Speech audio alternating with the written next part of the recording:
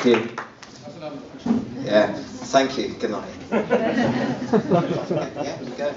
Okay. Hello. This is me. I'm going to talk about. Talk about stories. I'm not going to talk about stories and that whole brand storytelling kind of thing. I'm going to talk about how to tell stories. This is Kurt Vonnegut. He has great hair, and he's a bit dead. But he came up with this idea that you can come up with a way of feeding a story into a machine. Good times, bad times, start, and death. So, and he did this thing. It's a great speech. The shape of stories. This is one for Cinderella. She's very sad. Then she goes to the ball. Then it's 12 o'clock. This is one that I've done for Darth Vader. So, he gets a Death Star and it's all great, and then he goes into the Force. And what Kurt Vonnegut wanted to do was to put that into a machine, which is a really, really good idea. So, the way we live now online is just a big digital stream. This isn't German, for the Germans. It's just people talking to each other. And what I try to do is put these stories into the stream where they interact with people, because that's what you should be doing online. I try to create little characters that just kind of like fit in to these digital streams. Now, to do this, you need a fabric for digital characters. So you need passports, which is nothing else but an email, and then you have aggregators, platforms, and streams. This slide's great because a couple of those things are dead. One of the characters that I've done is Jack the Twitter. He's a psychopath who hunts people who do things on Foursquare. He likes liver and coffee and does things on Google Maps. But when you do these kind of things, you have to kind of like prove it's actually a fictional character. So this is me. I used to have long hair. The bald mullet is never a good look. But when you do that, what you're after is kind of some kind of feedback from the audience. So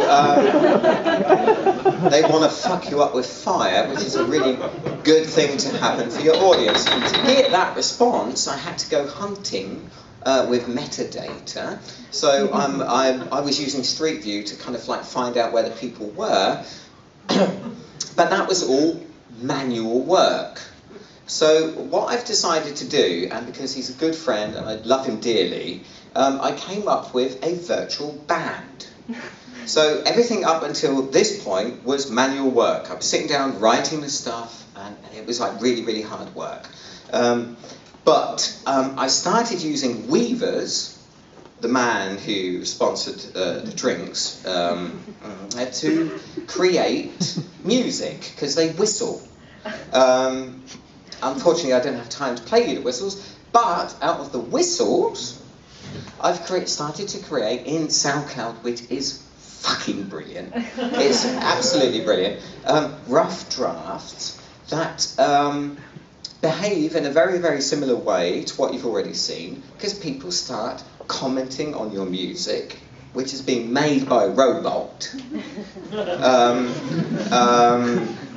loving this, which is great, loving the eerie whistles, which is what they do, they whistle.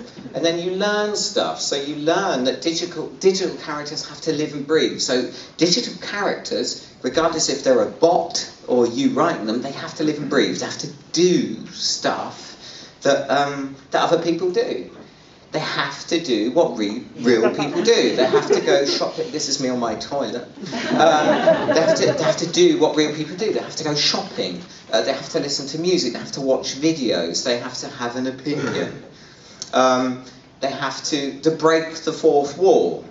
So the fourth wall is this thing of actually talking towards the audience, not looking away from the camera, but looking into the camera. One of the things that I've learned, which is the best thing I've ever learned, they can have Bobby Ewing moments. They can die and come back again. They can be in the shower and say hi, and they're there. I've killed off one character 4 times. He comes back and everybody loves the fact he's come back. And digital characters live in streams. So they live in that space where we all live. And I think I'm finished.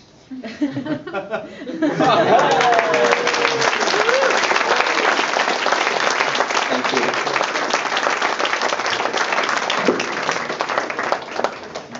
To say something now? No, that's fine. Thank you.